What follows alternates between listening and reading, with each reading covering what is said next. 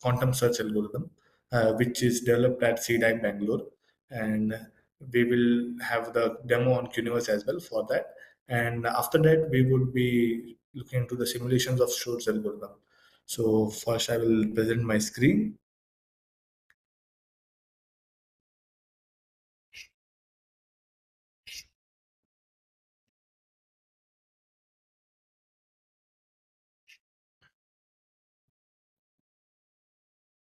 Okay, so I hope my screen is visible to everyone. Yes, sir. Visible, sir. Okay, so I will just give a quick recap of Grover's algorithm.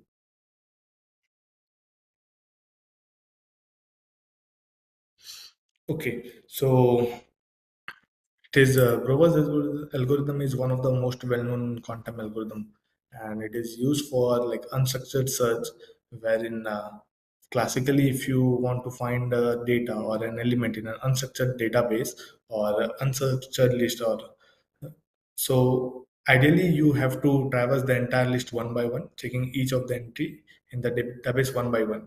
So that would lead to the time complexity of order of n. Whereas this Grover's algorithm, it is a promise to find the result in square root of n. So it is promised to give us quadratic speed up. So let's see what happens. So generally, the key idea is like in Grover's algorithm is mapping the entire database or the list wherein you want to search element, to map it in vector form. So generally, what happens, like suppose you have some database, or like if you make a quantum state. So suppose you have n qubits. So if you form a uniform superposition for all possible states, then you would be having a total of 2 to the power n states. Okay. Hmm. So this state vector, now suppose this state, which is the superposition of all possible states, represents our database. So, and in that database, some of them are target elements and some are non-target elements. Okay, so if we want to write this entire uniform superposition, we can write it as a combination of the target states and non-target states. Okay, so if we want to represent the entire state in the vector form, so we can say that the target and non-target states are orthogonal, because no state can be target and non-target at the same time. So if they are orthogonal, that means that they have nothing in common. Okay, and since our state, initial state, which is psi, is superposition of a target and non-target, so we can represent it in vector form as somewhere between targets and non-target states. Okay, so now let's move on to Grover's algorithm. So Grover's algorithm has two key components, which are like oracle and diffusion operator. Okay, so what the oracle operator does is, generally the idea is, somehow we want this initial state of the system to map or overlap with the target states. Okay, so that is the objective. So for that we have say this operations, oracle and diffusion. So when we apply the oracle operator, it is equivalent to taking a reflection of our initial state of system with respect to the non-target states. So basically we would be having something here at this point. So if you see, when oracle is applied, it takes the mirror image about the initial or the non-target state. Okay. Now, then comes the diffusion operator. So the overall visualization of diffusion operator can be seen as taking the reflection about the initial state which was psi about the, so it is equivalent, or it can be visualized as taking the reflection about the initial state. So this is how it looks like. So if you observe now, the component of the state, the current state of system is more like has increased towards the target state as compared to the initial state. Initial state, it has very less component along target states. But now this new state, after the one application of oracle and diffusion successively, we observe that the component along the target state is increased, or it is moving towards the target state. So the idea is, if we repeat this process again and again, okay, so this state of the system moves closer to our target state. Okay, so that is the overall objective, the idea or picture about the Grover's algorithm, like how it changes the state of system from its initial state to target state. Okay, so how many times do we have to repeat this? So actually, ideally, we want this vector, the state of the system after the suppose k application of Oracle and diffusion. We want it to completely overlap with the site target states. Okay, so let's see how it's done. So initially, if you see the initial angle theta, so this angle represents the angle between the current state of system and the non-target states. Okay. So if I want to take the components along target, so that would be psi times sine theta, or the probability of when I measure psi, the probability of measuring a target state would be given as sine theta because that is the vertical component, and the probability of measuring a non-target state, which is along the non-target vector, would be cos theta. Okay, so hence we can say the initial success probability uh, of finding the target state would be a sine square theta. Since sine theta is amplitude, the square of it would be probability. Okay, so to derive the number of iteration, we want this angle, or whatever the angle between psi and non-target state is, to increase to 90 degree. Okay, so if you observe, when we applied the diffusion operator for once, like after Oracle, when diffusion is applied, this overall angle, like the angle increase from psi target to the current state of system, is 2 theta. Okay, so if you do this successively after one iteration of Oracle and diffusion, the angle is increased by 2 theta. So if you again apply Oracle and diffusion, then the angle from the initial state to the next state would be 4 times theta. So with this, the idea is like after each application of Oracle and diffusion, the angle increase, or the current state of system is with respect to the initial state increases by 2 theta. Okay, so suppose we apply it for k times. So the final angle would be k times 2 theta plus the theta which was initially there.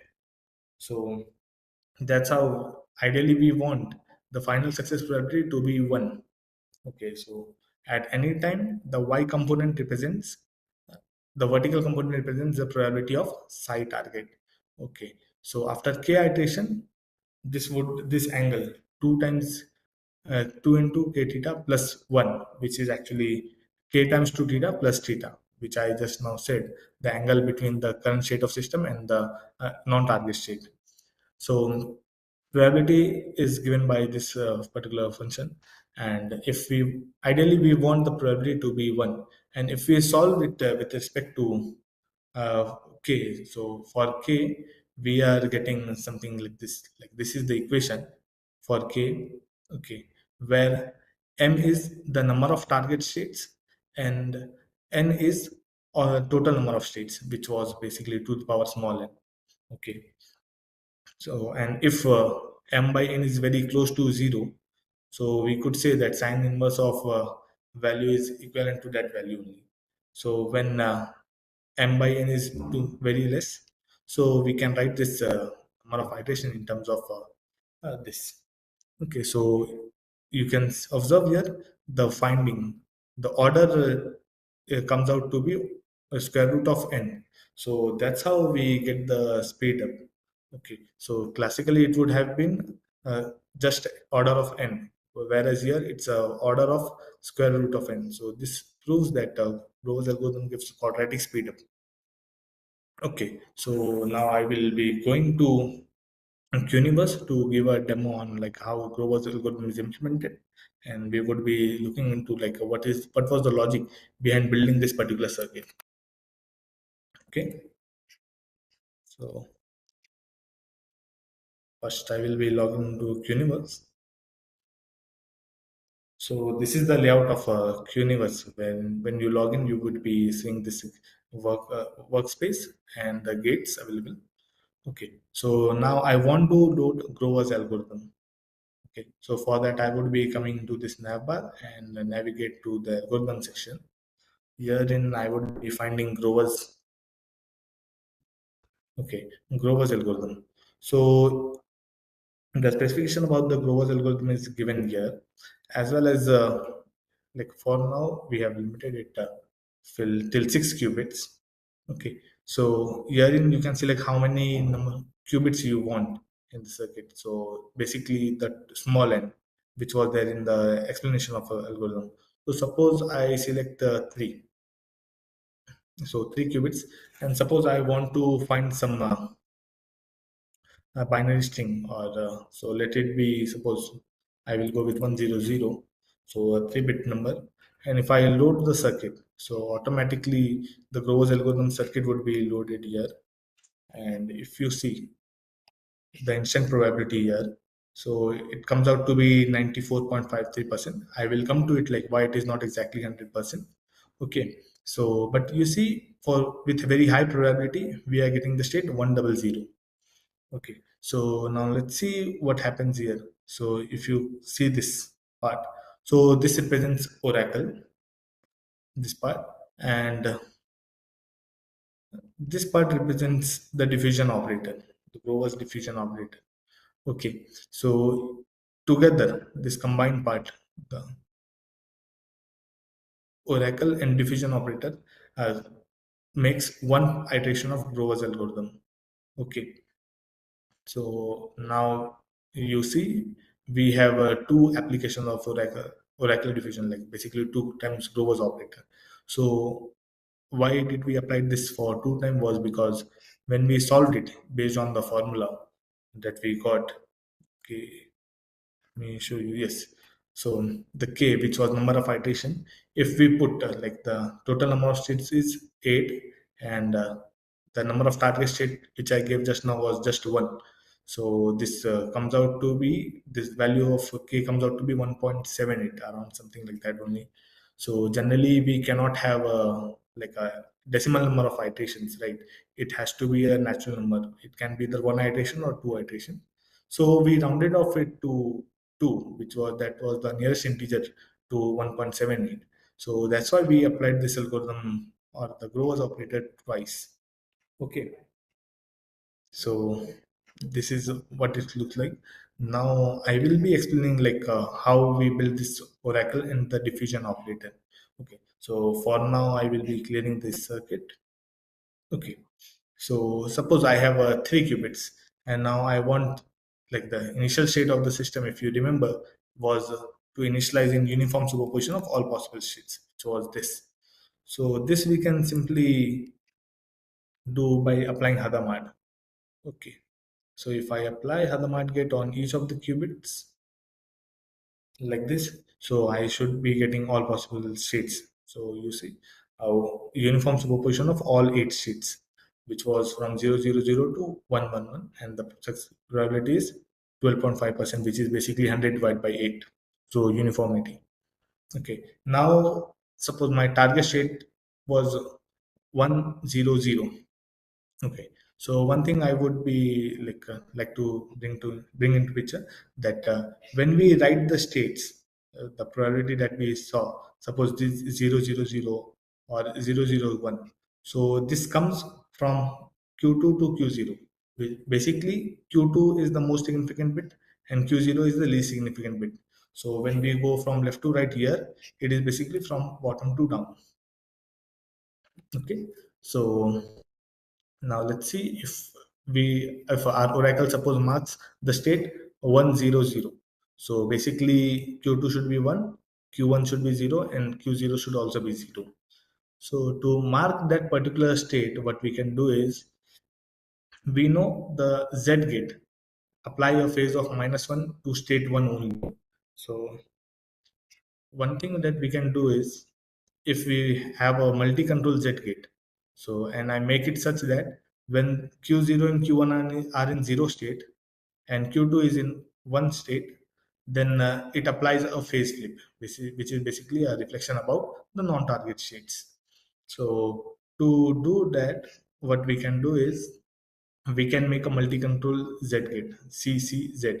So if you observe, we don't, like, it is not a general gate, so you have to build it. So the idea to build a CCZ gate is simply make it using H, CCX, and H. Okay. So this combination, if you write and if you multiply, so if you click on the gate information, you get this like how the gate looks like. Okay. So H, CCX, and H together makes a Z gate. Or basically, CCX is not has to be there. Even if you just apply a Z gate or X gate here, so this combination together makes a Z gate. Okay, so since we wanted a CCZ or multi-control Z gate, so instead of NOT gate, we applied to control to it. Okay, so control we can directly edit and add a control to it. Okay, so now if you observe the state vector representation, you see that each has some amplitude, which is basically square root of 0.125, and the phase angle for each of the state is 0, except for the state 111. It has a phase of 180 degree, which is like a minus 1, or the phase flip is there. But our objective was to mark the state 100. Okay, so what we can do is we see that when both of these are in one state, only then this gate is active. Okay, so to make this gate to be active when the both the qubits are in 0, we have to apply a NOT gate for the CCZ. So what it actually shows is, suppose my qubit is in state 0 at this point. So this NOT gate makes it 1, and this gate is active. So when both of them are in state 0, after this they both become 1, and thus activates our CCZ gate. And again, to bring the qubits Q0 and Q1 in its original state, which was before applying the NOT gate, we would again apply a NOT gate, so which cancel out the effect. It was initially 0, after the NOT gate it becomes 1, it activates this gate, and then again after the NOT gate it becomes 0. So it remains in its original state from year to year. Okay, so if you observe, now we are able to mark only the state 100, which was our objective. Now the diffusion operator. Okay, so diffusion operator is basically reflection about Hadamard, and that is sandwiched between the reflection operator about the state 000. Okay, so if we build the diffusion operator, so actually reflection about the state 00 sandwiched between Hadamard. So I will just apply Hadamard, and in between I will let you know like how we make the reflection about all zero state. So just now we saw that reflection about state 100 was given by this operator. So if I just modify this, like I will just apply a zk here.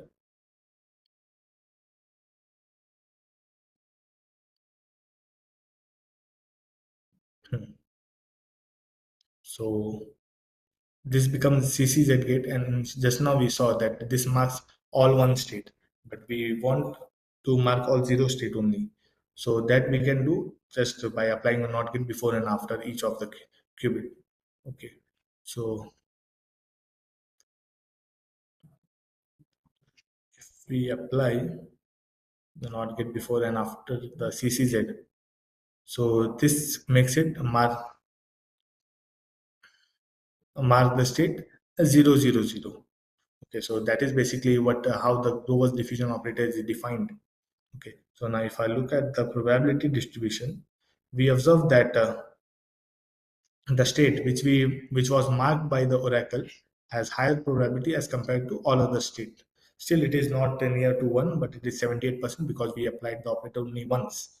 Okay, so let's see what happens if we apply it twice. So I can just make it, I can just club this gate and name it oracle for 100. Okay, and I will club and make it as a diffusion operator.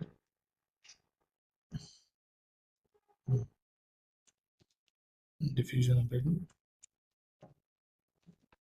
diffusion for 3 qubit.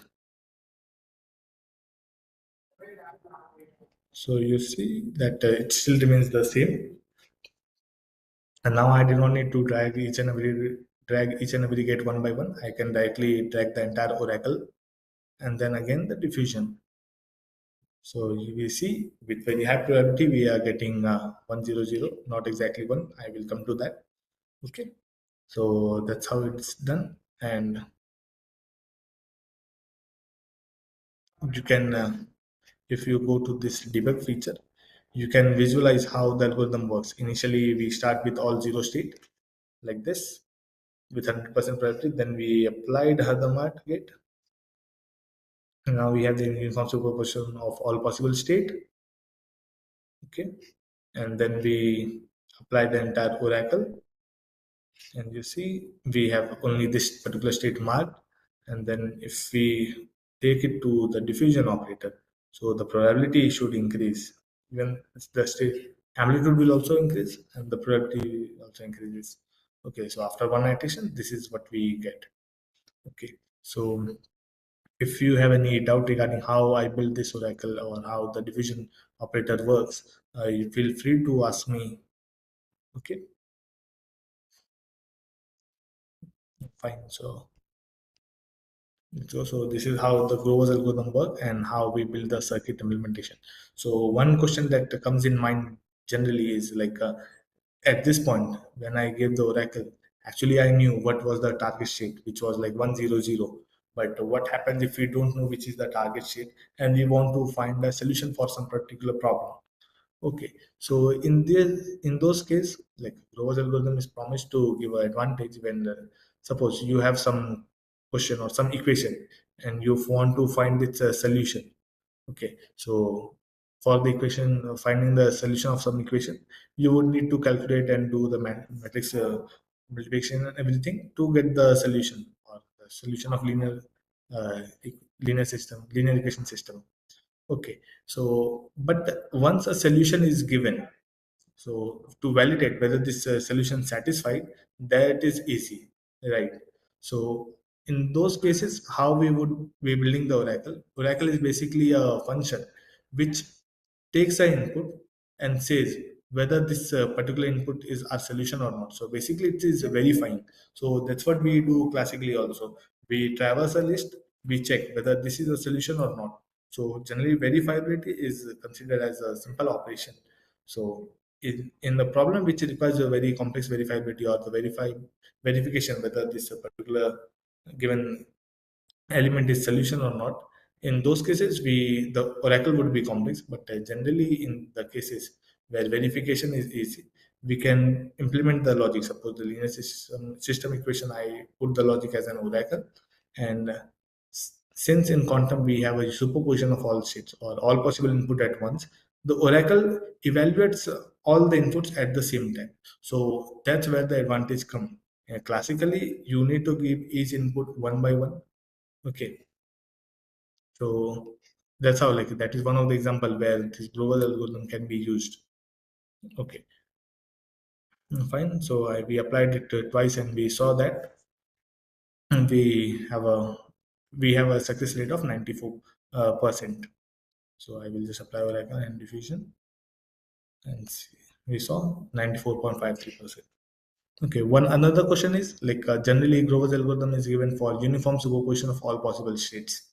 So which we can directly get by applying Hadamard, and that's how it works. And this diffusion operator which is given, it only works for like when the initial state of the system is like uniform superposition of all states.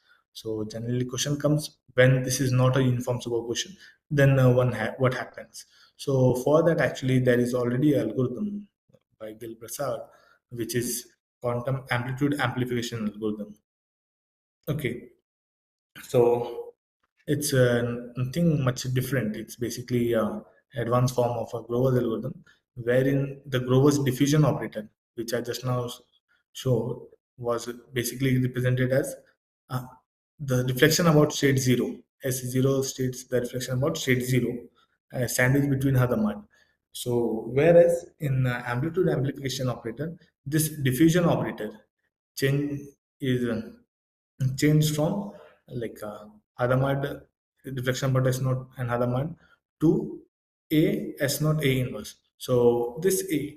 So what is this A? Okay. So basically A is an operator which is used to get the initial state of the system. Okay. So basically initially you have all zero state. You applied some operator A with which you got the initial state. So in Grover's this operator is basically Hadamard. But in general case this operator with which we initialize the system can be anything. So if you just replace this entire thing represents S naught. If I club and say it as S naught, hmm, okay,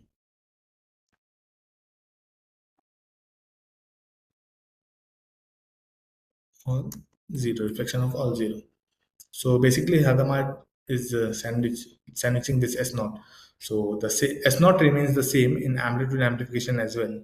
It's just that the operator basically in Grover's we did the same thing. Whatever the initialization operator we used was Hadamard, we applied that, then S naught, and then again Hadamard. Okay,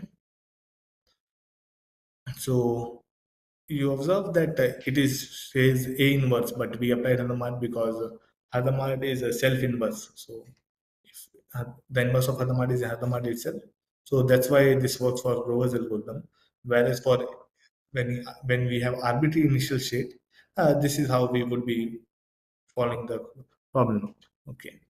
So this is about the amplitude amplification algorithm. Now I just mentioned that we were not getting the 100% success rate here, right? It was close to 100, but not exactly 100. So why did this happen? Okay, so this was because if we calculate the number of iteration, you observe that there are like square roots and like if we go with the ideal case, like the accurate value of k, it involves a sine inverse. So what actually happen is this both of the values are clearly not promised to always give a natural number, right? So, but k we defined as the number of iterations or the number of times we applied this Grover's operator, which is Oracle and diffusion combined. So generally, we can only apply the Oracle and diffusion once or like twice. We cannot apply it for suppose 1.5 times. So ideally, this equation when we equate it with the one, so 100% success rate.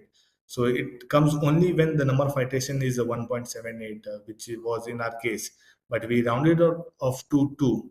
So because of that, what actually happened is, I will show.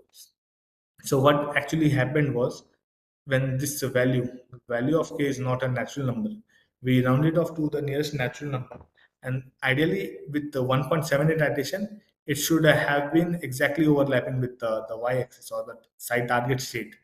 But since we rotated it for more than 1.7, which was 2, the rounded off value, so this vector goes beyond the target state. Okay, so this is called as overshoot. And if you consider this case, at this point, we still have some component along the negative uh, non-target state, sign non-target.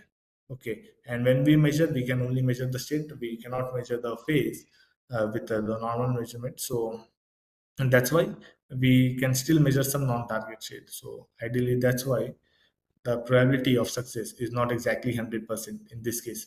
Similarly, undershoot can happen in a case, suppose if for some problem the number of iterations comes out to be 3.12. Okay, so in that case we would have rounded it off to just 3, and in that case the state of the system would have failed to completely reach the site target state and it would have a fall behind. So that is called the undershoot. So due to this, we not always have 100% accuracy in Grover's algorithm. Okay, so one of the limitation of a Grover's algorithm is that when the initial success probability is more than zero point 0.5. So let's try to visualize it with a given graph.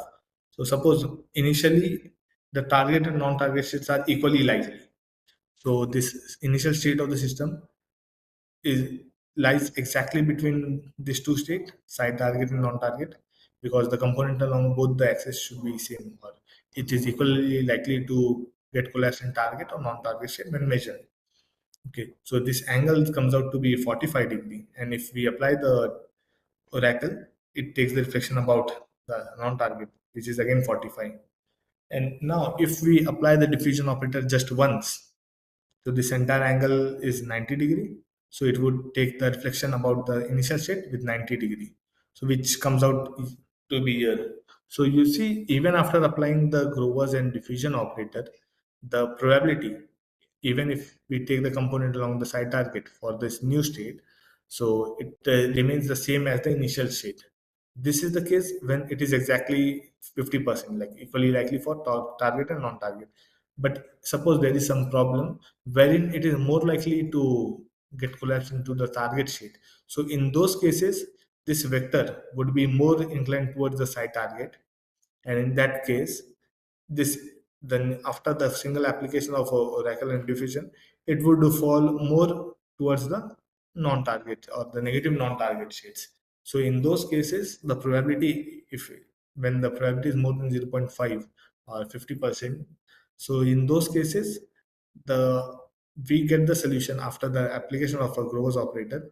We get the solution with less probability as compared to the previous. Okay, so these are the limitation. So for that, we have developed a deterministic quantum search algorithm here in CDAC. So I will just walk you through that and how we achieve determinism in all the cases of initial success probability, irrespective of what is the initial success probability. Okay, so let's go to the foundation, how we got this. Okay, so I have this two graphs here, wherein on the x-axis we have the initial success probability, and on the y-axis we have the final success probability. Basically when Rose algorithm is applied. Okay, so of course after zero point 0.5 you cannot observe this graph because we just now saw that Grover's algorithm does not give advantage when the initial success probability is more than zero point 0.5. Okay, so this is how the graphs look like, initial success probability versus the final success probability. This value is got when we plot this particular function, which is this k we calculated based on this, and when we substitute k here, of course rounding off it to a nearest natural number, so that's how we got p.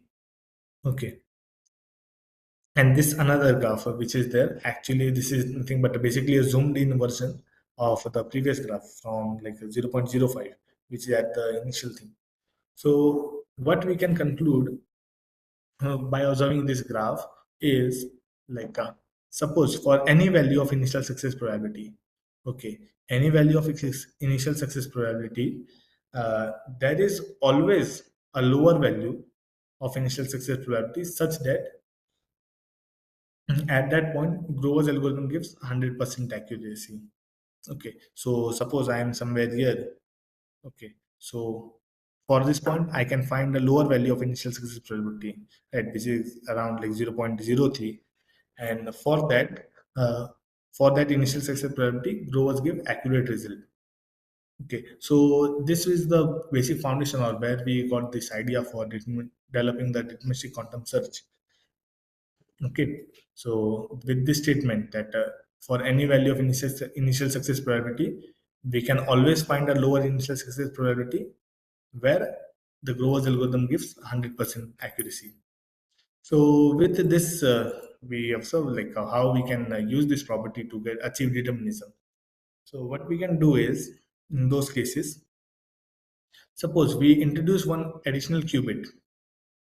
Okay, so we introduce additional qubit, and now we think of our target state as not just the target state but zero on the additional qubit. So in this case I would say that my target state is zero on the additional qubit, and the target as the which was already there, so tensor product with the initial target state. So I would be considering as my new target states. So what would happen is, the new target state is 0 on the ancilla qubit and the target initially. So initially, initial target had some initial success probability. Now we will initialize the additional qubit in such a way that the product of getting 0 on the additional qubit and the probability of getting the side target falls down to somewhere where the Grover's algorithm gives deterministic result. Okay, so that is the key idea behind this deterministic quantum search. Okay, so with what value we should initialize this new side target? Okay, so new additional qubit, sorry. So initially we have the psi as the initial state, which was like p probability of getting the target and 1 minus p probability of getting the non-target states. So we introduce one additional qubit, we initialize it in some arbitrary state, which is like alpha cat 0 plus beta cat 1, and we have this as the initial state. Okay, so the probability of getting the target state, the new target, which was basically zero tensor with the psi target, is this alpha times root p, which is the coefficient. Okay, so the magnitude of alpha, this new target, side new target, is alpha root p. So the probability of measuring zero on the additional qubit and side target comes out to be p times alpha square, which is basically the square of alpha times square root of a. Okay, so in this deterministic approach, what we do generally, we needed this only when the number of iterations which was calculated based on Grover's algorithm is not a natural number. So in those cases, what we would do is we would be considering the always the upper bound. Whereas in Grover's, we consider the nearest integer for rounding off. We in this deterministic quantum search, we always consider the upper bound of the decimal value. So which is given by k prime, which is like a greatest integer function of k plus 1. Okay, so with with this the new number of iterations that we calculated, uh, based on that we calculate this p prime, and p prime we already wrote in terms of p and alpha square. So once we get a p prime, we already have a p in Grove's algorithm, and from there we can calculate this alpha. Okay, and to initialize this additional qubit, like we are using the ry gate. Okay, so gate is basically given by this, and generally we initialize all the qubits in zero state. So when ry acts on zero, we would be getting cos phi by 2 plus cos phi by 2 ket 0 plus sin phi by 2 ket 1. And if we try to solve the coefficient of ket 0, which is alpha, if we equate it with cos phi by 2, we would be getting the value of phi as 2 cos inverse of square root of p prime by p, where p prime we already calculated with from k prime, and k prime we calculated with k. Okay, so that's how, like, if we put all the equations in the right place and if we calculate this phi angle, basically how we initialize the ry gate, the parameter of ry gate. Okay, so with this we we get the deterministic result, because now the probability falls at a place where it is exactly 100%. Okay, fine. So now the issue would be, initially in Grover's, the oracle was given to us. Okay, so that's what the consideration is in searching algorithm or searching problem. That the verification whether this particular solution is, whether this particular element is solution or not, that is given. So, but since we changed our target state, initially it was just side target, but now it's zero on the additional qubit plus a side target. So to achieve that oracle, so what we can do is the oracle and operator for such case would simply mean applying the control to existing oracle. So what would happen is the oracle will not always mark the side target state. Okay, so if we apply, I will just show you on the circuit based model. Okay, So in the algorithm sections, we have the QS as well. Okay, so it is in the premium account. Since I am a premium account holder, I can access this algorithm. So if I just load the circuit, and suppose I choose the number of qubits to be 3, and again, suppose I choose the same such problem or the example that we considered for Grover, which was 100. And if you load the circuit now, I will let you know like how the circuit comes out. But if you see, we are getting the state 0100. So basically, this initial 0 comes out for the additional qubit that we have used, the Q3. So let's see how it works, but we are sure to get it for 100% success rate, because when we measure, so this is the instant probability circuit. So that's why we are directly getting the probability without running the circuit. But if we run the circuit, we are measuring only the first 3 qubit. So we would be getting only state 100. So I will run this circuit once.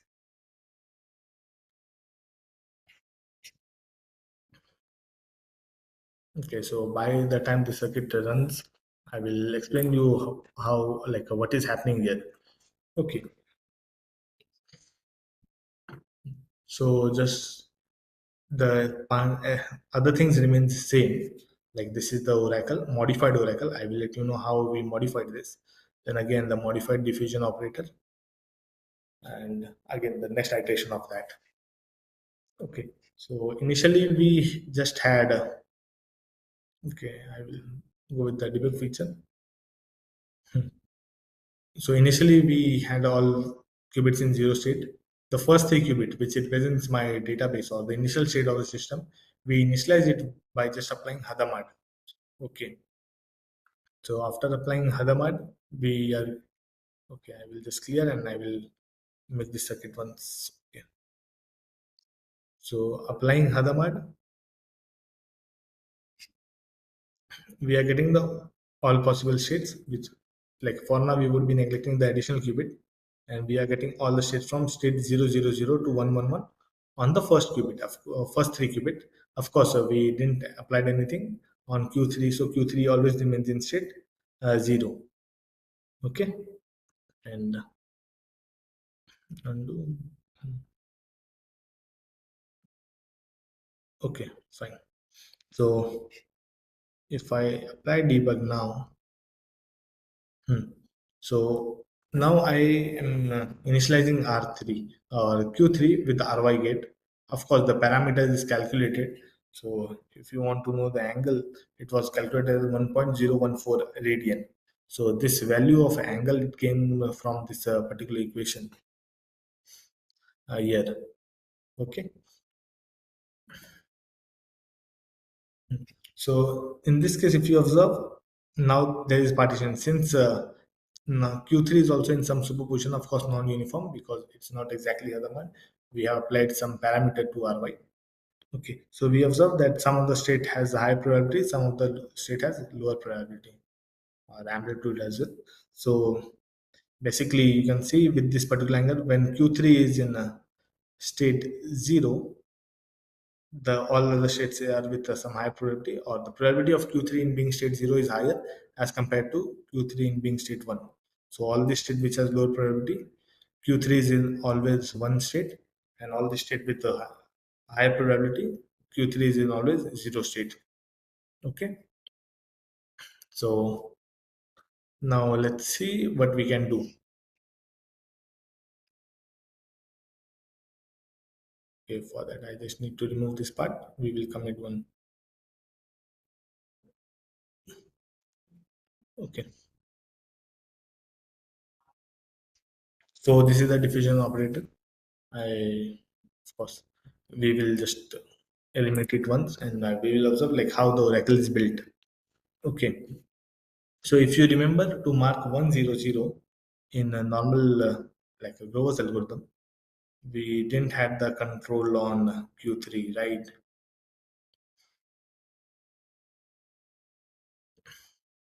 So if we just forget about the Q3, this is what actually like a Grover's algorithm looks like for 3 qubit and oracle for marking 100 state. So if we observe the state vector in this case, again it happens. Just forget about the Q3. The state 100 on the first 3 qubit, it is marked at both the state, right?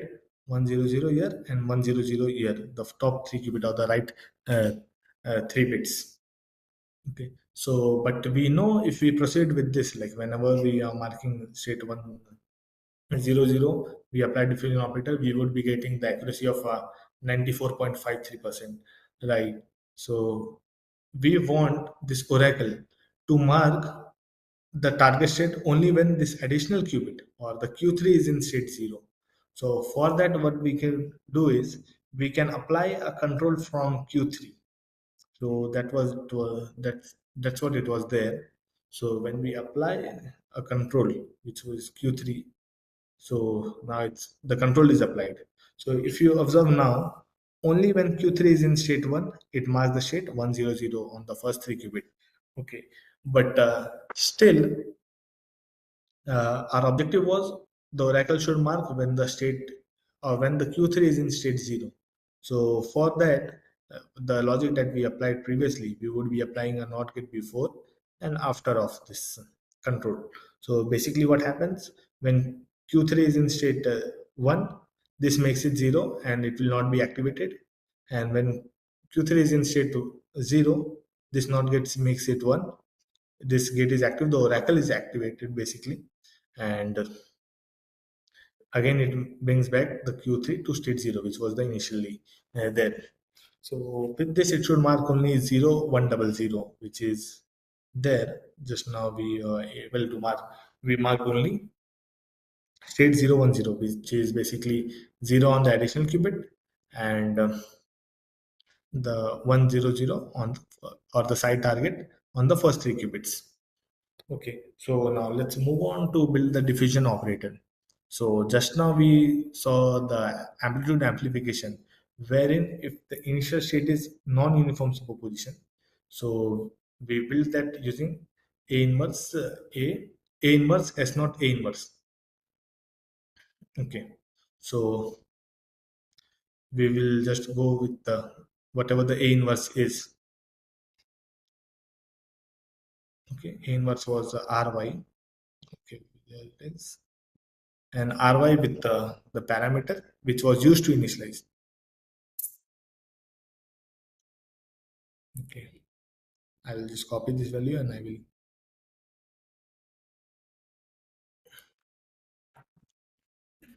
put it here.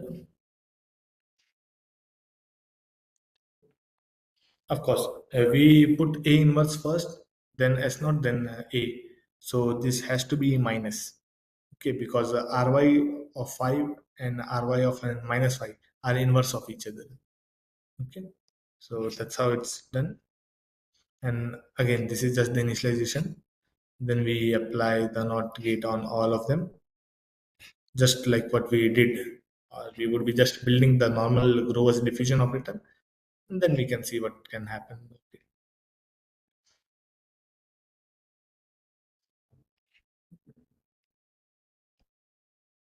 Save this. Okay, so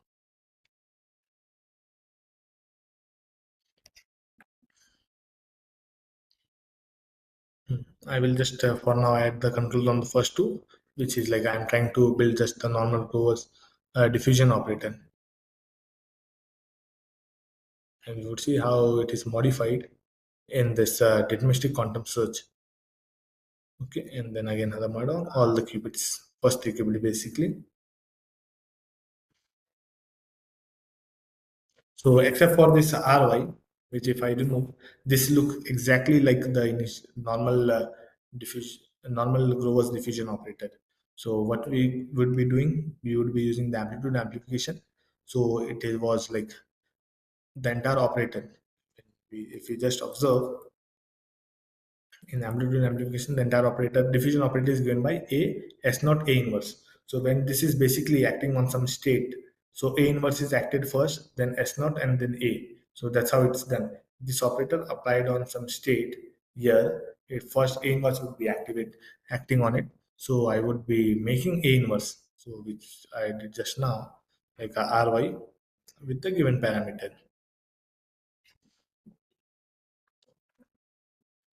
With minus because it's A inverse. Hadamard is self inverse, so we do not need to look.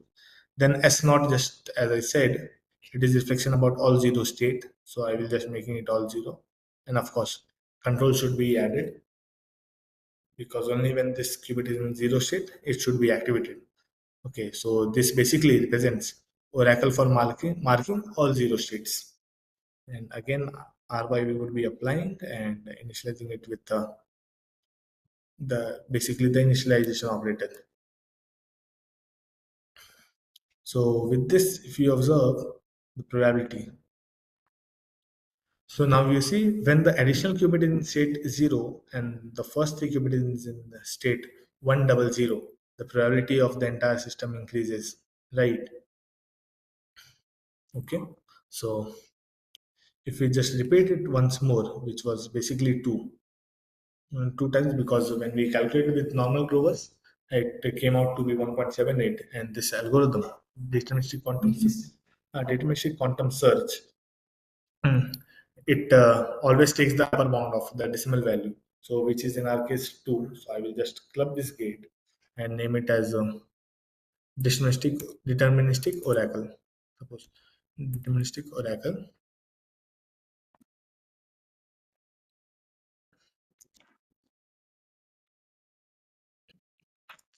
deterministic 3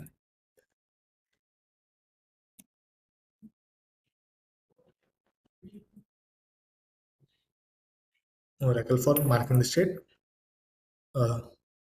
100. Deterministic oracle, and again deterministic diffusion operator I would be saying. So deterministic diffusion operator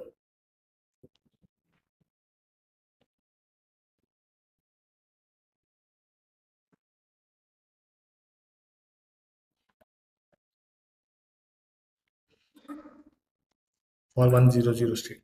So if you remember when I named the diffusion operator for the normal Grover's operator,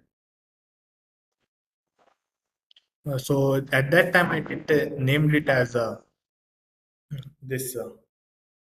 At that time I didn't mention the diffusion operator for 100 because in normal Grover's algorithm or the diffusion operator, if you observe, if I go with the gate information, diffusion for 3 qubit because diffusion remains always constant because in Grover's Grover's algorithm, the initial state is always the uniform superposition. So irrespective of what we are looking for, the diffusion operator will always have the Hadamard and then S naught and then Hadamard. Whereas in this case, like depending on the problem, the angle of this RY changes. So of course, the diffusion operator for each of the problem is different. Okay. So I applied the deterministic diffusion. Then again, the next iteration, deterministic oracle and deterministic diffusion operator. So with this, I am getting the 100% probability. So if I measure the first three qubits only, so I will be getting 100 with 100% probability. So that's what I initially ran the circuit. So now the job is completed. And suppose this says like a 100 with the 1024 counts. So basically, what it shows is we ran the algorithm for 124 times, and for each time we only get the result as 100. So this shows like this is the deterministic thing. Whereas if you would have just ran the previous Grover's algorithm, the value come would have come around at 94.53. So suppose I just run it, I will just run it once. And I will just run. So I would be getting the second job ID, and it's in running state. So if I refresh, you observe that out of 1024 times, only about 968 times I got this state, which is 100, and for all other time we got the other state. with some probability. Of course, they should have been equal, but of course, because when we do the measurement, even if it is like tossing a coin, if getting the head or tail, the probability is 50%. So if we toss it once, we would be getting, suppose we got head, so it is not necessarily that the next time we got tail, even though the probability is 50%, but there may be chances for two continuous time we got head only. So that's what actually happened. Ideally it should all have been equal, but a measurement made collapse it with some probability. They had equal probability of getting collapsed into, but some got more and some got less. Okay, so with this we complete this deterministic quantum search.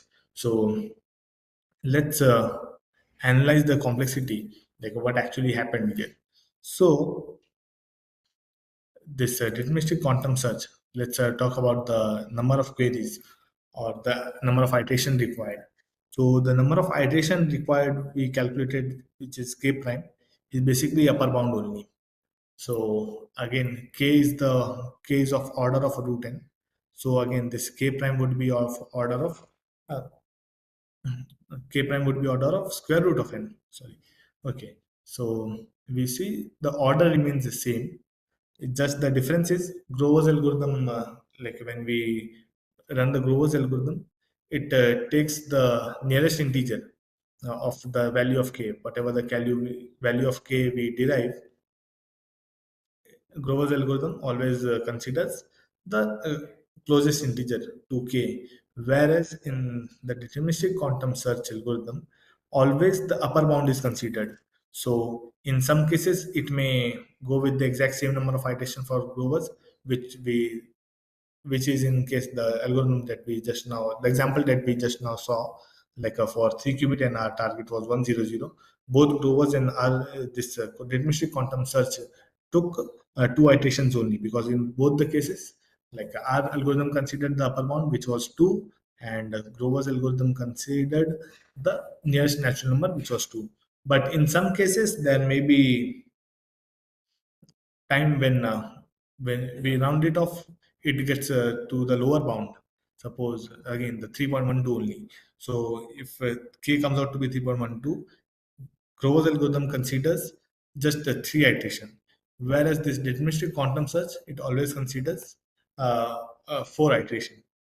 Okay, so that is one of the difference. Even though the order of complexity, which is square root of n, remains constant in both the cases, at max, this deterministic quantum search takes one extra iteration. Okay, and that is one thing. Of course, the circuit depth, or like the number of gates that the circuit used. So if we observe it just now, so this was the circuit for normal Grover's algorithm. Of course, initialization, oracle and diffusion. Okay, and whereas if we go with the deterministic quantum search, which is DQS, there if we observe the circuit, so you see here also it's the same. The only gate that are additionally required was this RY and not gates. Of course, the order remains same, which is square root of n only. Okay, and each oracle, we simply modified the existing oracle or the existing problem with one additional control from the added qubit. Okay, so circuit, the order of circuit depth remains the same, which is square root of n. Okay, and as for the number of qubits, so one extra qubit is required.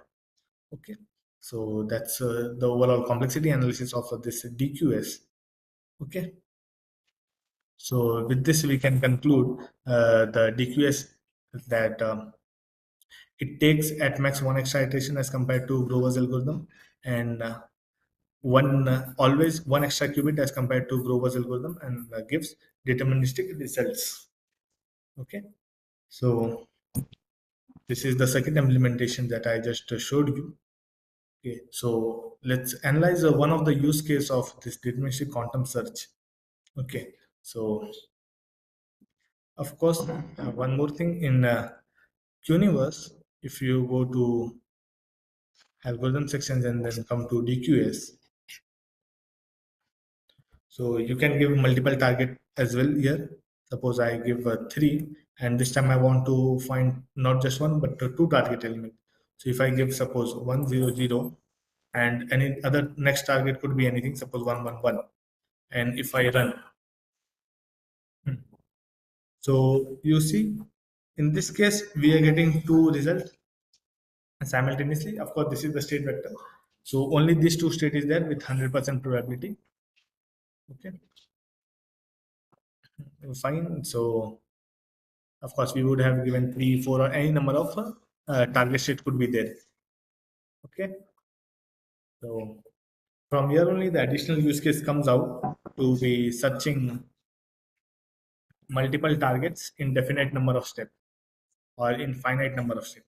Okay, so what actually this issue is? So generally, suppose in normal Grover's algorithm, if we since the algorithm is probabilistic, okay, so fine.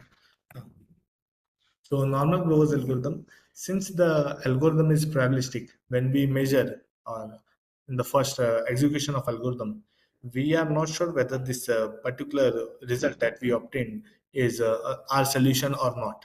Right.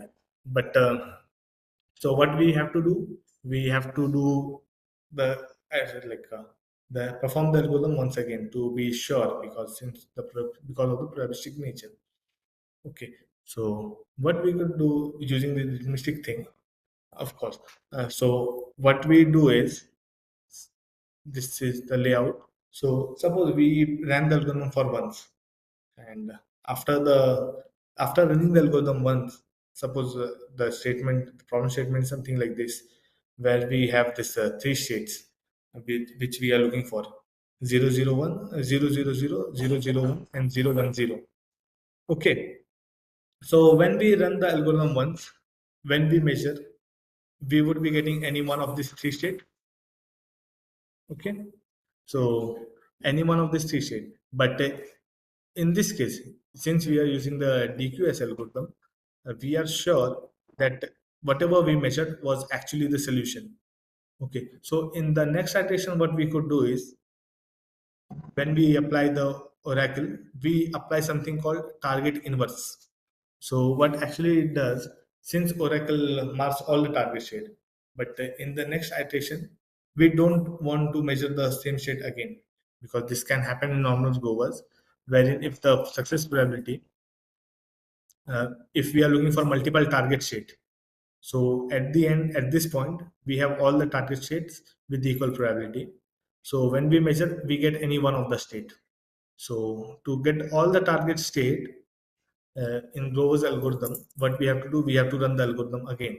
But in the second time also, there may be a possibility that the state of the system collapse to one of the target state which we have already measured.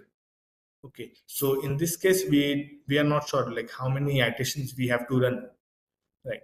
Whereas here in this case, we are always what we can do is if we apply the target inverse. So basically, what happens? Oracle marks all these three state.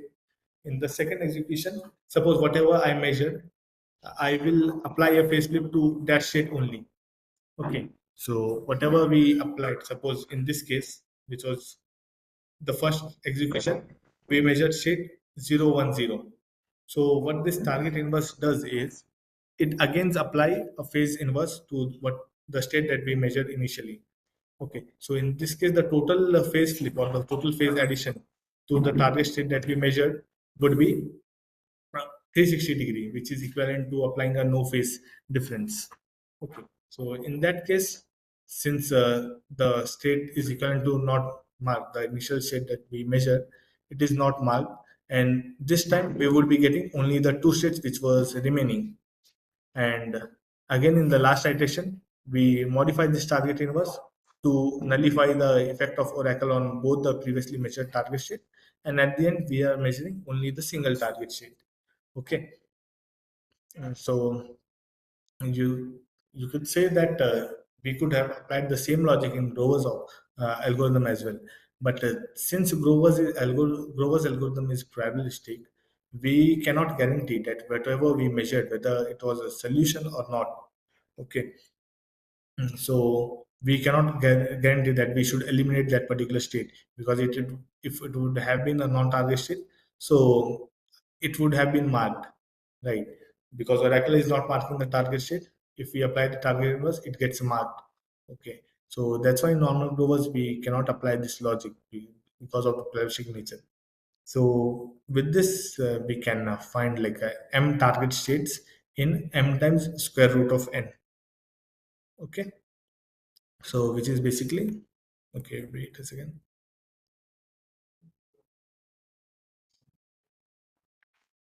Hmm. Hmm.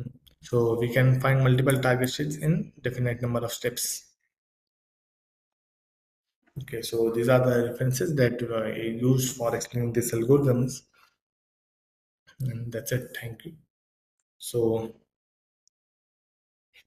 so if you have any doubt, you can ask to me regarding this Grover's algorithm, or you can put it into the comment section. I would be answering that, or and then we can proceed to Shore's algorithm, or the simulation of Shore's algorithm on Quniverse. Okay, fine. So I think we can move on to Shore's algorithm. Okay, so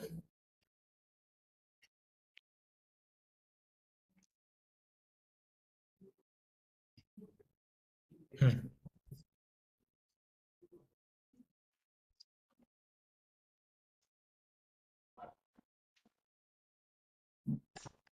wait, I think is lagging. One second.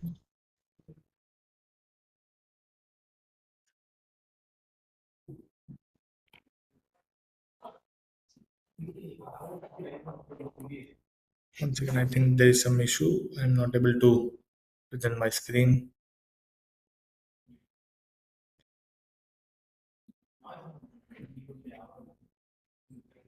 Hmm. So this.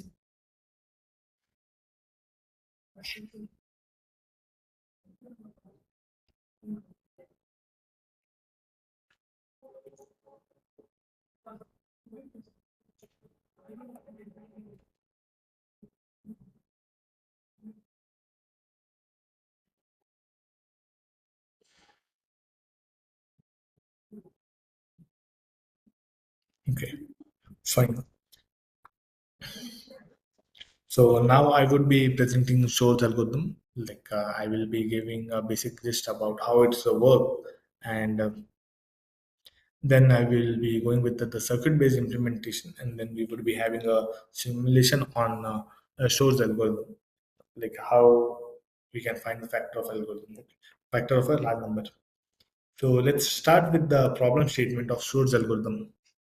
Okay, so basically, Shore's algorithm was, as the name says, developed by Peter Shore to find the factor of a very large odd number.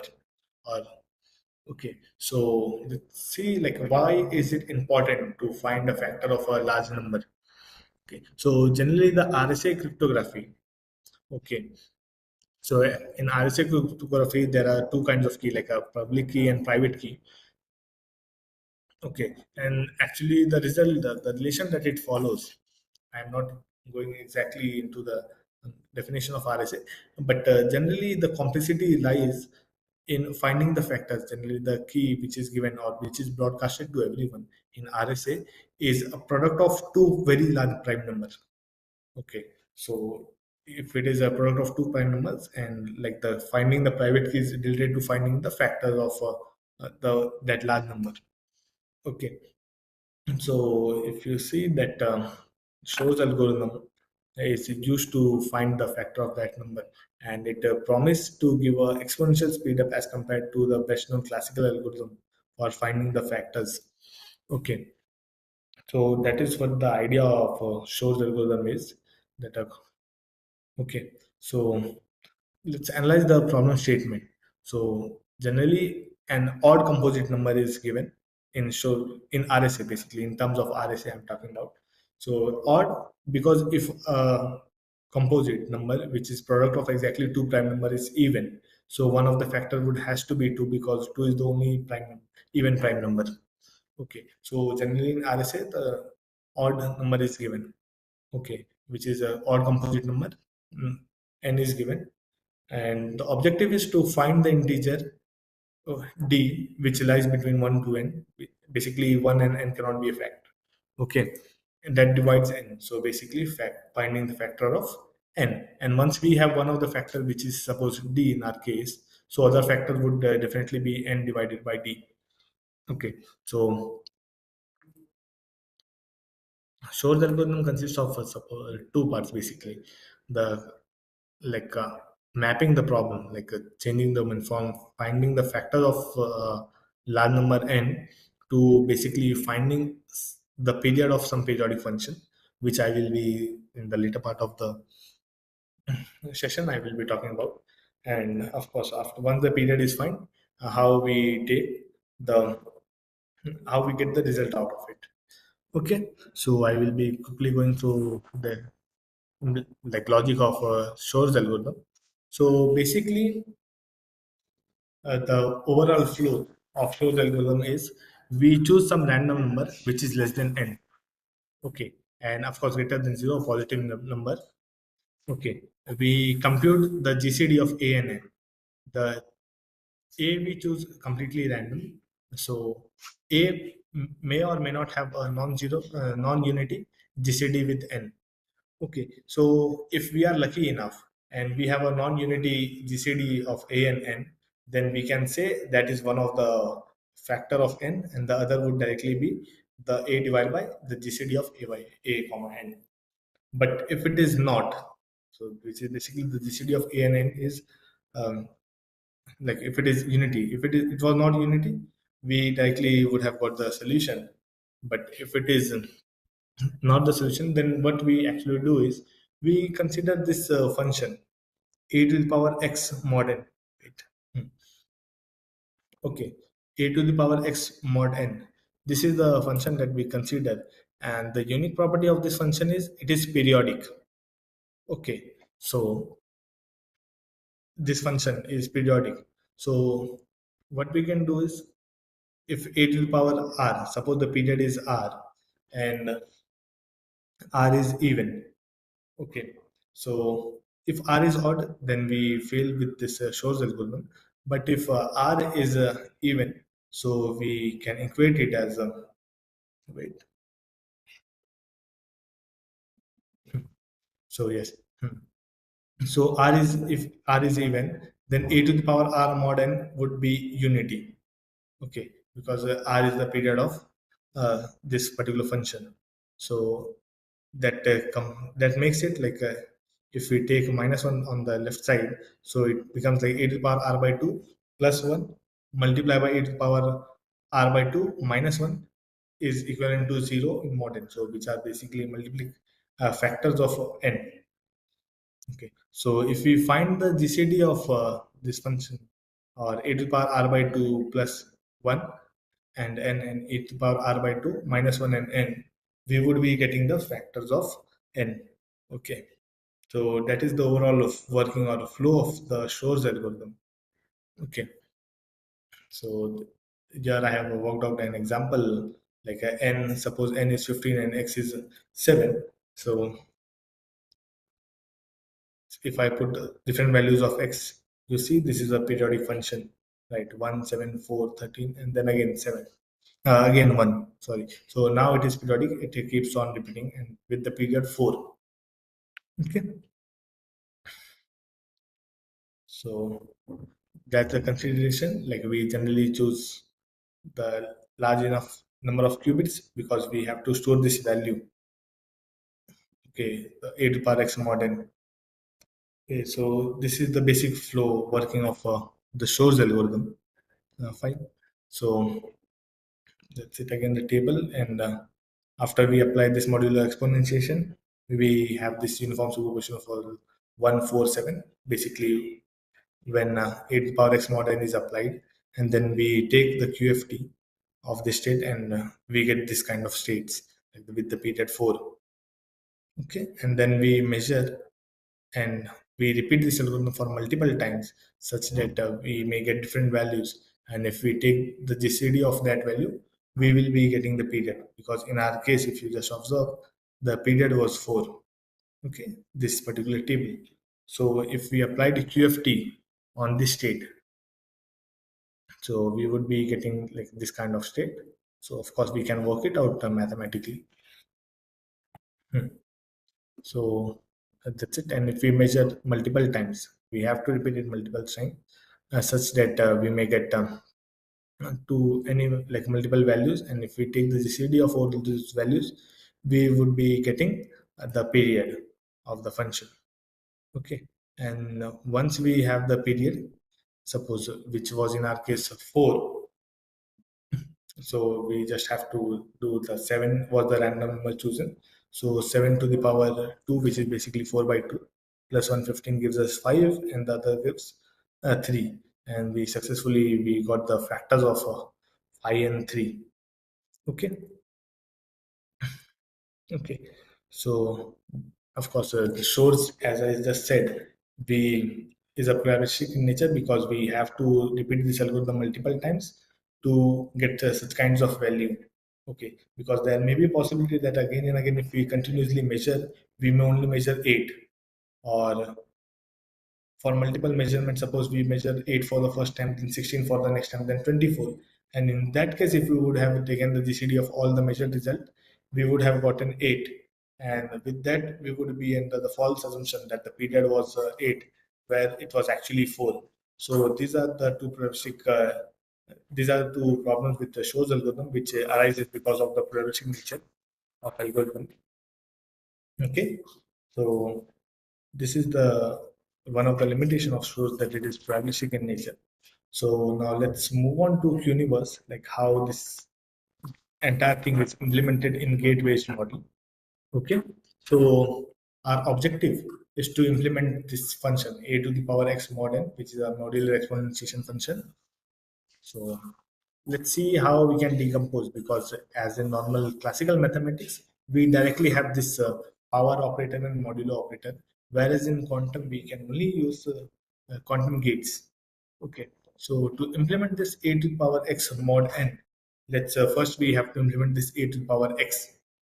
Okay, so a to the power x can be written as a to the power n minus 1 x of n minus 1. So basically this representation, this x is expanded as this xn, x of n minus 1, x of n minus 1, x of n minus 2, and so on.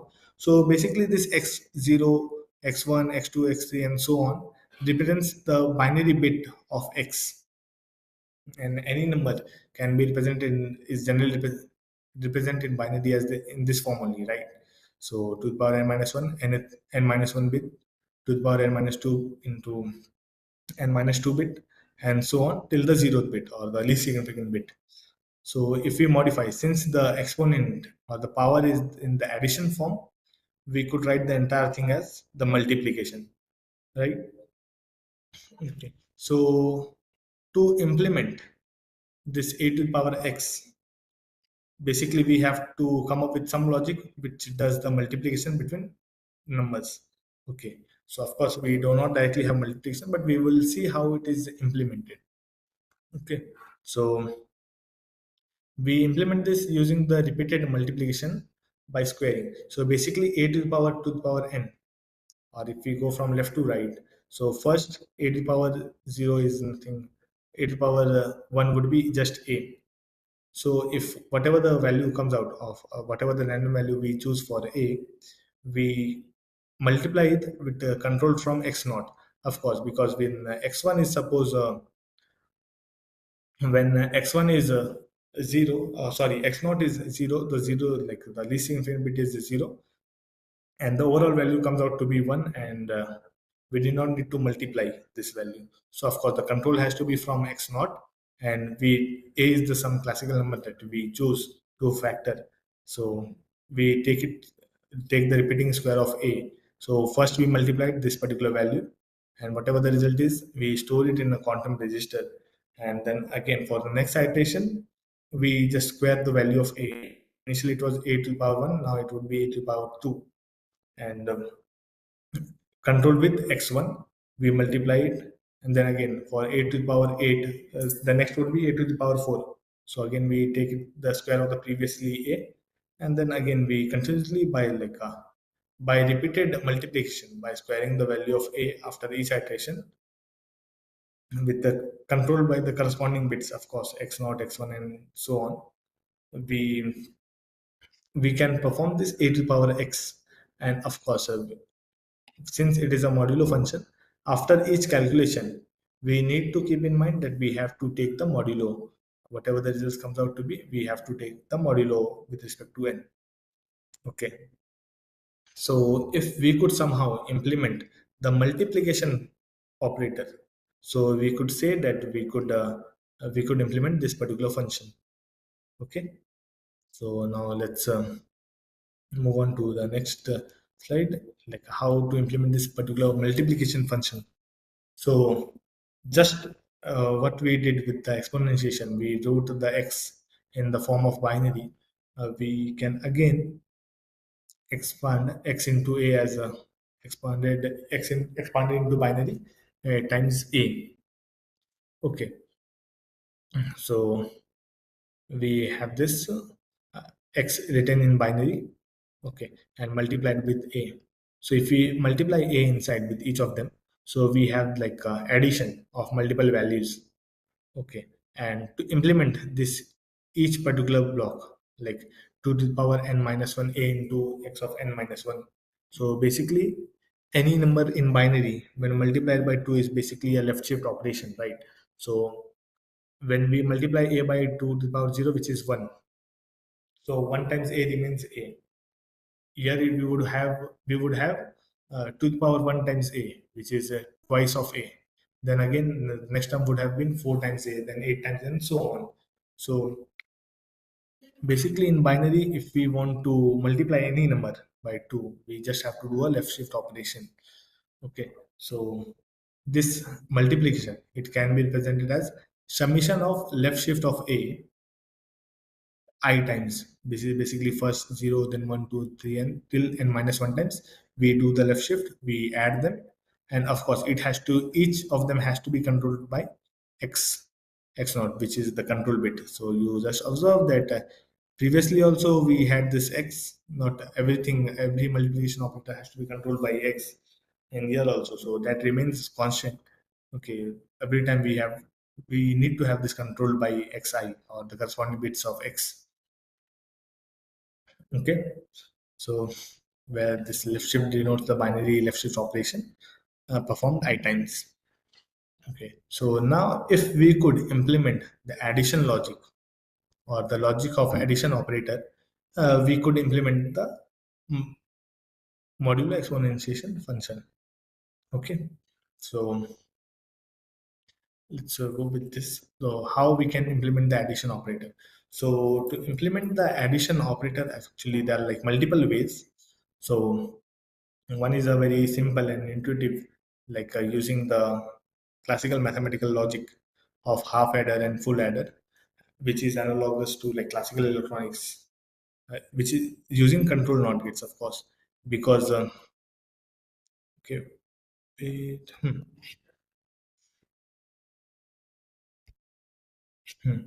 So in Quniverse, actually, if I show you, so suppose I just want to do the addition operation between Q0 and Q1. So how it can be done? So basically, for a 2-bit addition, like a single bit, if both of them are 0, the output should be 0. If any one of them is 1, we have the output as 1. And if both of them are 1, we have the output as 0, and we have a carry of 1. So to implement that, we can like directly use, suppose I want to add Q0, Q1, and Q2 holds my the value of addition, and Q3 holds the uh, carry. So to implement, like the basic logic would be, okay, I will just explain once we have. So the logic says if both of them are 0, the carry and whatever the addition value has to be 0. Okay, and If any one of them is 1, if any one of them is 1, the output, which is in our case Q2, should be 1. Okay, so you see exactly when I just applied this to CX gate. So when Q0 is in state 0 and Q1 is also in state 0, nothing happens. Both the gates are inactive and the Q2 remains 0 and carry also remains 0.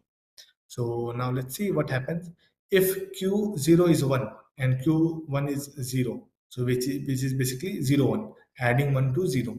So the output should be 1 and carry should be 0. So you see in that case only if any one of the qubit is in state 1 and another in 0, so which is basically 0 1 or 1 0 state. So Q2 is in one state and we have no carry. So that is what addition is uh, for this case. And when both of them are 1, when Q0 and Q1 is 1, this is also 1, this is also 1, both of them are active on Q2. Q2 is initially in state 0. After the first CX gate, it's become 1, and again after the second CX gate, it becomes 0. Okay, so we see the addition. The Q2 in all cases match what we actually wanted. What we actually wanted was when both of them are 0, this is in 0. When any one of them is in 1, this is 1. And when both of them are 1, this is again 0. But for the final case, when both of them are 1, we need to have a carry operator, carry value. So this we could do by applying control on both of them. Okay, once again, I just okay. Target should be Q3 and control should be Q0 and Q1. So what would happen in this case when both of them are in one state? When both of them are in one state, Q3 we get it as a 1, right? So this entire thing, this entire block, it represents a one qubit addition operator, wherein the result is stored in the Q2 and the carry result is stored in Q3. Okay, so this is one of the analogous to what we do in classically, right? How the addition operator is performed classically. Okay, so this is one of the way to implement the addition logic or addition operator. Of course, we observe that herein we required more number of qubits. Okay, so for the Quniverse implementation, we used okay again. Hmm. So for Quniverse implementation, the addition operator that we are using is uh, developed by Thomas G. Draper, wherein what actually happened is uh, it converts the states from computational basis to QFT basis, which is basically applying a QFT, and the QFT, the nature of QFT, as we are all aware of, that it maps amplitude to phases. Okay, so once the basis is changed from computational to QFT basis, phase addition, based on whatever the value we want to add, phase is added to those qubits or to those states in QFT basis. And once the has been added, we apply IQFT, which is inverse of quantum Fourier transformation, to bring back the states to computational basis. Okay, so what actually happens in this method? We do not actually require any additional qubits because whatever the phase addition is performed, it is used using gates, and no additional qubit is required to hold the intermediate result. Okay, so this is the method that we are using for addition, and that's it. Once we have this addition, we can perform the multiplication, and once we have this multiplication, we can perform the modulo exponentiation function. Okay, in gate based model. Okay, that's it. So let's move on to universe and let's simulate the Shor's algorithm. So in the algorithm section, if I find Shor, okay, sorry. Hmm. So Shor's algorithm is given as this, and the explanation, like, it finds the prime factors of a composite integer n.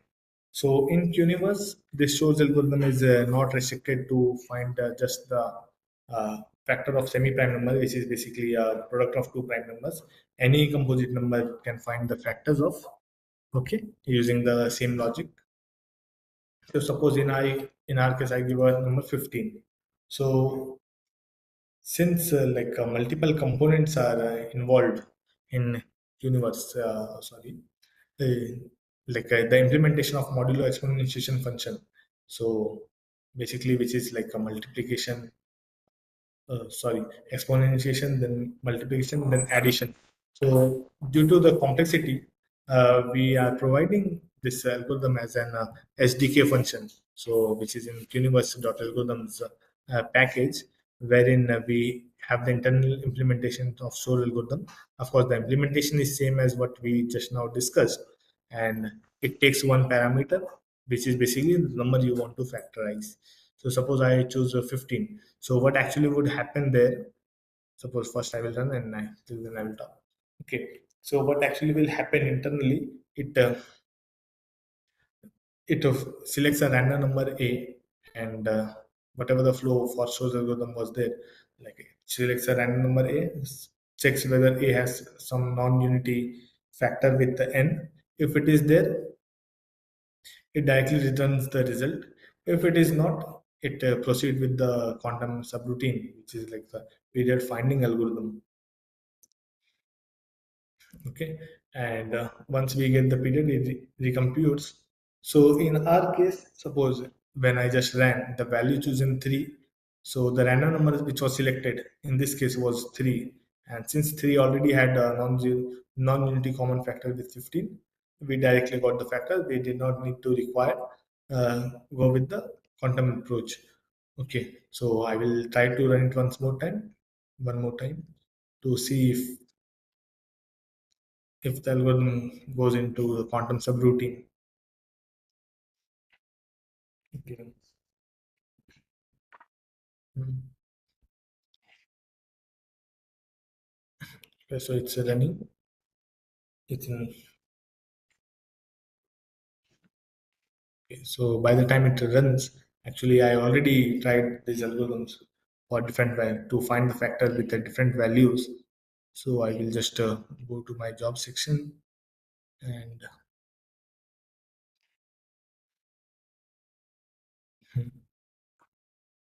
okay. So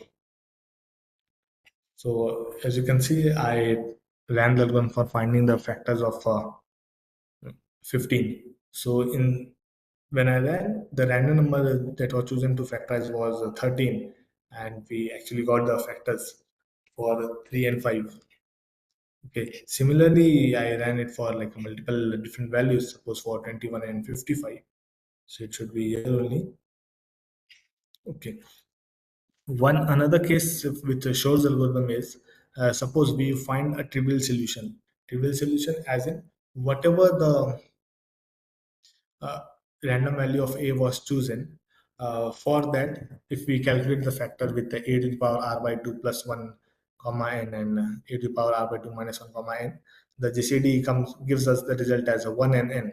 Suppose in our case, for giving an example, suppose for I am writing here for hmm, so suppose I want to find the factor of 15. Okay, so if n equals to 15, and suppose I am choosing the random a randomly between 1 to n. So suppose a comes out to be 14. Since it is randomly chosen, we cannot do anything about that.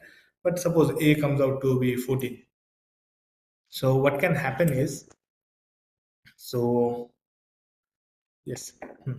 So what will happen if we try to find the function a to the power x mod n for, so with a to the power 1 mod 15 would equal to 14 only, right?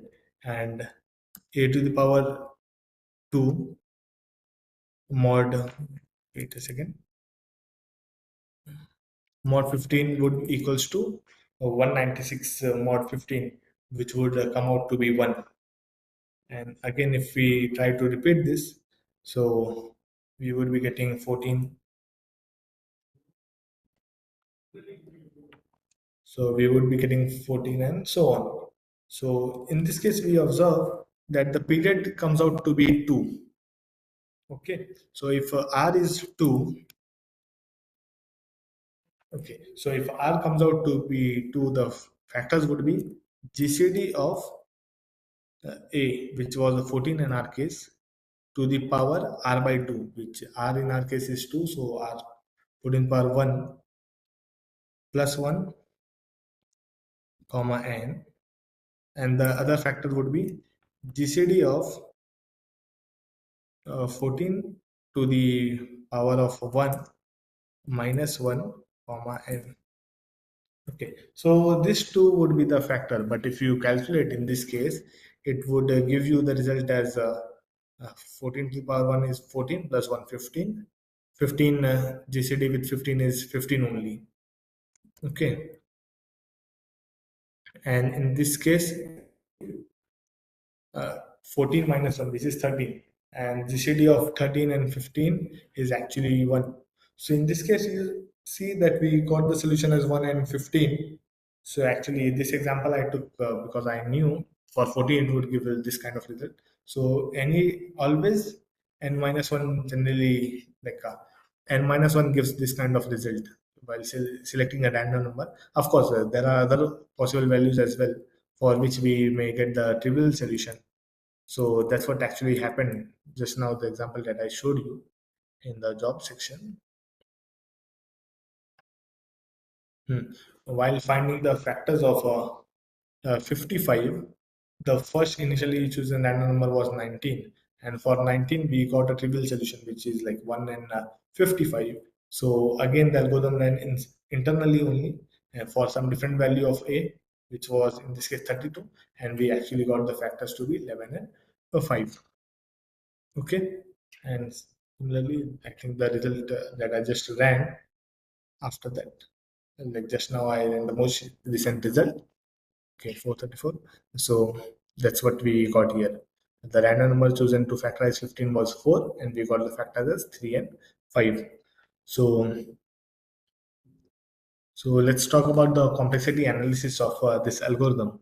So classically, finding a factor of any number. Okay, fine. So classically, finding the factor of any number, the complexity is square root of n, right?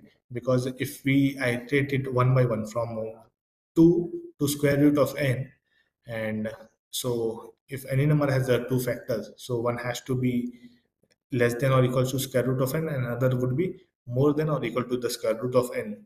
Okay, the square root of n only when the number is a perfect square. Okay, so if we iterate that like one by one from 2 till square root of n, we are sure to get one of the factor. So classically, that is the like that is the time complexity. The time complexity is order of square root of n, where n is the number whose factor we want to find. Okay, whereas Shor's algorithm is the promise to give the solution in polynomial in log n. So polynomial in log n as in like log n where n is the number we want to factorize. Okay, so the implementation in Quniverse takes the complexity of order of log n to the power of 4. Okay, and that is actually the circuit depth, the number of gates is that is required. Okay, and the total number of qubits required to implement is basically if we want to find a factor n. Okay, if we want to find the factor of n, so suppose to accommodate n we require smaller number of qubits, which is basically seal of log n. Okay, so where n is, so if n is the number of qubits required to accommodate n, then the total number of qubits required to implement this Shor's algorithm based on what is implemented on Quniverse is basically 2n plus 3 number of qubits. So just even though we went with the like simple implementation for like a very decomposed form of implementation of a to the power x model, we still required one additional like twice the number of qubits plus some ancillary qubits to implement the entire logic. Okay, so that's it with the complexity analysis on Quniverse. It is available in like SDK form because the circuit is too large. So and to factor 15, which is a 4-bit number. So the total number of gate would be of order of 4 to the power 4, which is too many. That's why it is given as a SDK or like the package in algorithm. Okay. So that's with this I would like to wrap up this session. And if you have any doubt, okay. Hmm. So if you guys have any doubt, feel free to ask, or like you can ask me in comment section as well. So I will be reading comments one by one. Okay. Hmm.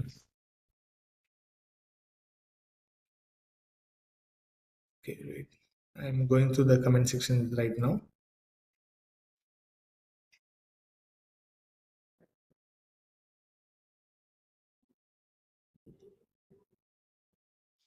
Okay. So Dr. G.V. Prasanna has asked, like, sir, there is no inversion in implementation, but DJ, there is inversion of target. So I think what actually you are trying to say is, one second, I will just open the shorts, sorry, Grover's algorithm.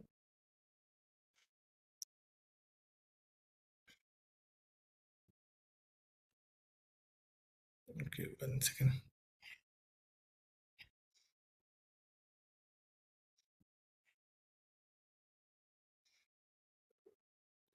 Okay, I hope my screen is visible.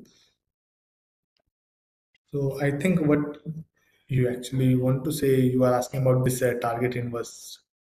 Okay, am I right?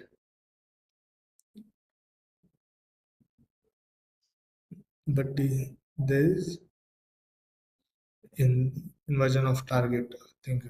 So actually, this target inverse is a specific problem. Okay, like it is not in the general implementation of circuit, right? So if you go with the general implementation, okay, wait. So this would be the oracle, and this is the diffusion operator. This comes only for the specific case, like wherein we have multiple target sheets and we want to find all the target sheets in finite number of steps. Okay, so in a definite number of steps, that's one we use because we don't want to measure whatever measure the state which we already measured previously. So and that's why we use this target inverse block. Okay.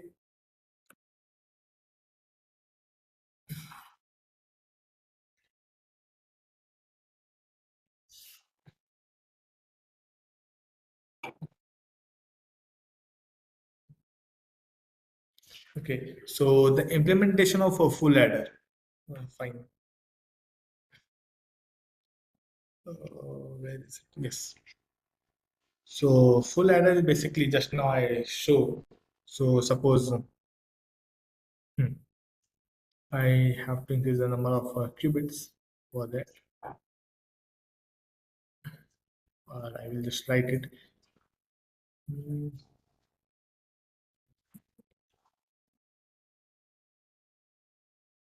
Suppose Q0, Q1 makes one of the quantum register or one of the register, one of the binary value. Suppose Q0 and Q1. I'm just writing it for the sake of understanding. This has nothing to do with the circuit that is generated here. And to get an actual circuit, this is the like a code box for the circuit generated. So it has to follow the syntax. So unless you clear all this, the circuit would not be visible. Okay. So I am adding Q0, Q1 to Q2, Q3. Okay. The example for full adder. that I would be giving just now.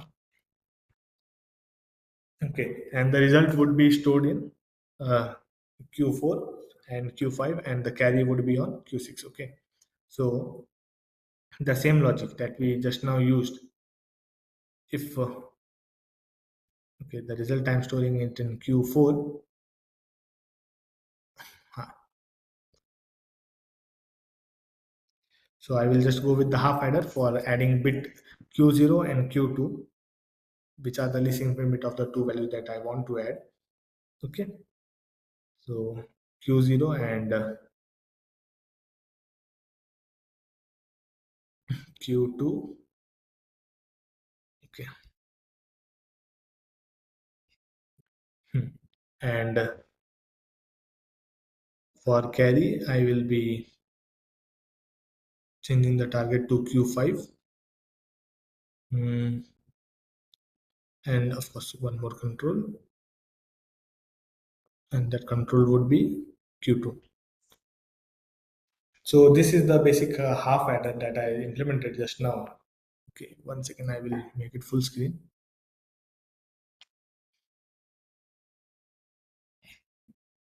Okay. Hmm. I hope my screen is visible to everyone. Yes. Huh. So, so this is the half adder that I just now showed for Q adding Q0 and Q2. The result is stored in Q4 and the carry is stored in Q5. Now, what happens when we try to add Q1 and Q3? Okay, so Q1 and Q3 can have a three well like addition can be happen if there is adder like this carry as well. Okay, so what can happen is both Q1 and Q3 can be zero and the carry is also zero from the previous state. I am audible, right?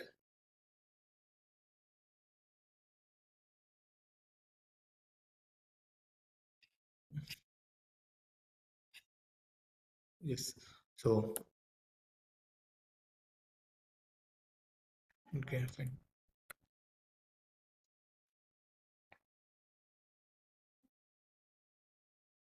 Okay, wait, I think.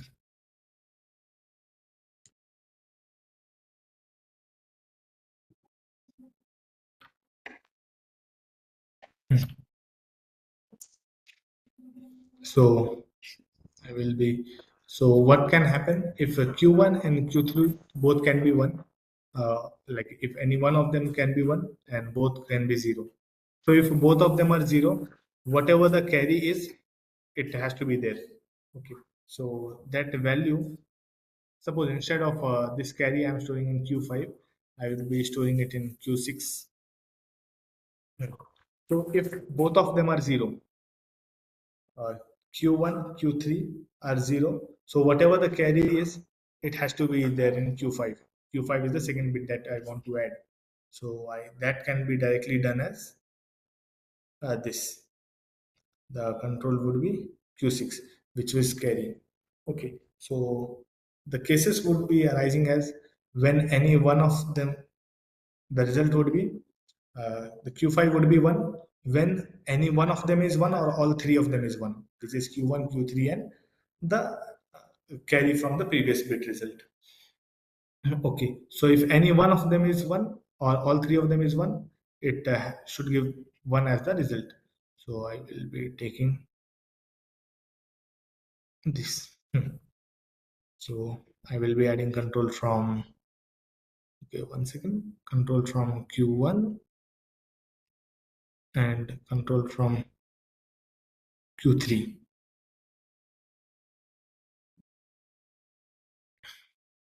So what happens is when Q1 is in state 1, Q3 is in state 1, and Q6 is in state 1, which is the carry from the previous bit result.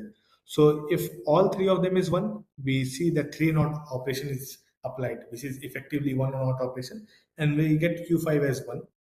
If just any one of these three is 1, still we see that effectively only one of the bit is 1, and that's what the objective was, right? So when any one or all three of them are one, which is carry and the 2 bits, we should get one that we are getting. Now what happens if any just like if just two of them is one, which is basically suppose just one or three, or one and carry, or just three and carry is one. So what would happen? So in that case, effectively on Q5 there would have been just two not operations applied, which is effectively identity operation. So Q5 remains in state 0. Okay, but in that case we need to have a carry. So suppose I we will be using Q7 as a carry for that case. So we should get carry only when we should get carry of Q7 only when any two of them are in state 1, or all three of them are in state 1. So that can be done as applying a multi-control not get there. Once again, so hmm, uh, okay, Q1 and Q3. So suppose if Q1 and three are 1, and the additional one is in 0, so which is basically the carry from previous result. So that also we can do. Okay, I will just edit this gate and give the control to uh, Q6 as well. So this is one of the case, like and I will be applying not get before and after the carry. So what happens is when these two are in state 0 and this is 1, the bit is flipped, and Q7 we get 1, and that is what the carry is. Similarly, we can come up with another. If I just make this gate again. Okay, so in this case, if we give a control to Q1 and Q3 and Q6. Okay, and again in this case, I suppose I applied not get here and here. So what would happen is if the Q1 and the carry, which was there initially, if these two would be in 1 and the Q3 would be in state 0, still we would get one more carry. Similarly, we can make one more get saying when Q1 is in 0 and Q2 and Q1 is in 0 and Q3 and Q6 are in state 1, we get a carry, or directly when all three of them are in state 1, we get a carry. So that is actually a logic for a full adder. Okay, so so now for okay, yes. So using just C not gates like control not gates, we were able to develop this full adder. So anyone has any other doubt?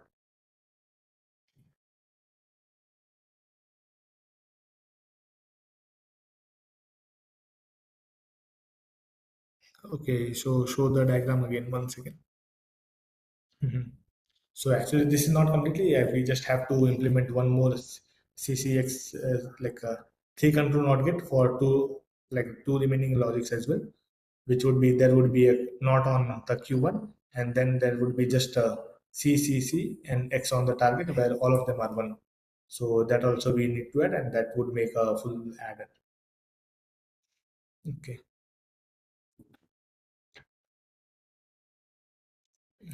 Mm. So of course, a similar kind of thing would be there. I can just make it. I will just. Okay, fine.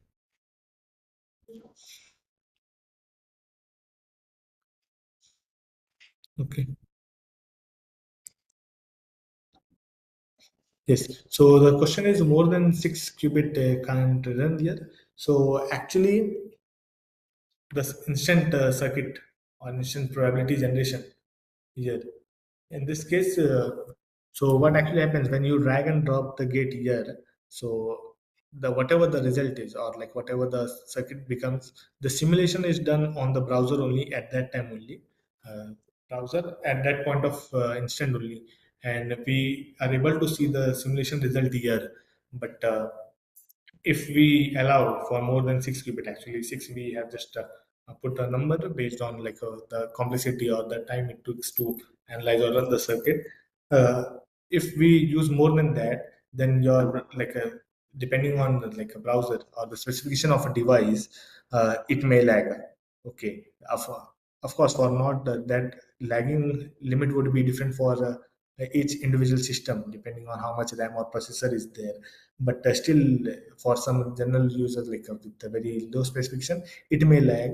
So that's why we have put a limitation for like instant result generation. We have kept it till just a 6 qubit. If you have more than that, you need to run. Of course, if I try to run now, it would give error because there has to be a measure gate. Because when we run the circuit, the measurement has to be there, because that's how we get the result after running the quantum algorithm. We perform measurement, we may get the states as an output. So for more than 6 qubits, you have to go with the run or like execute. Of course, after running the circuit, we have multiple options like we have a HPC backend, which is like a QACC cluster and Paramutkarsh supercomputer. Okay, and of course, the different simulators are available in like most of the well-known simulators is already there. CASM, then AER simulator, then Cinematrix, Quest simulator, Circ simulator, QLAX, and other as well. This is a CDAX photonic simulator developed at CDAC. And then again, you can choose GPU. Again, GPU, we have multiple backends and GPU as well.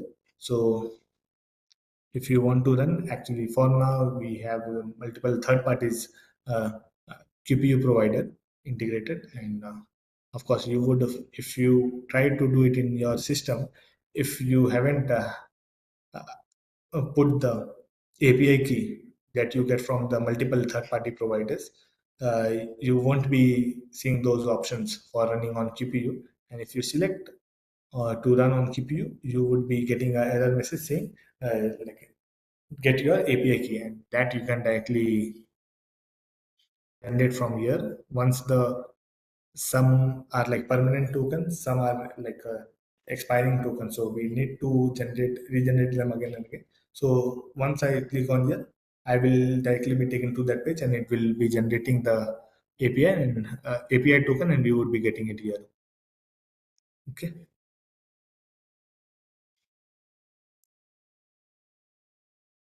Okay. So other way, as I just mentioned, that we have to run the circuit.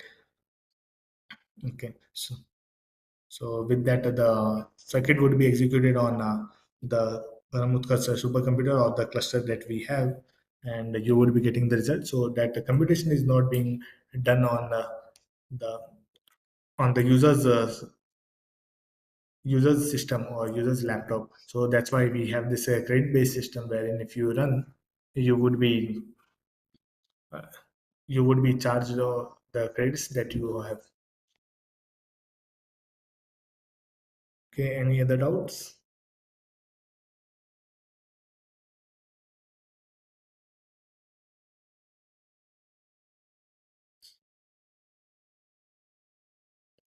So I think like no more doubt is there. So we can wrap up this session. Yes, sir. Thank you so much, sir, for this wonderful session. You have explained everything in detail, and I hope the participants would be benefiting from this session. I once again thank you for taking your time to deliver a session on Universe. And for participants, there is announcement that quiz 1, quiz 2, quiz 3 are reopened till tomorrow 11:59. So those who have missed any of these quizzes, uh, please complete them within the time frame.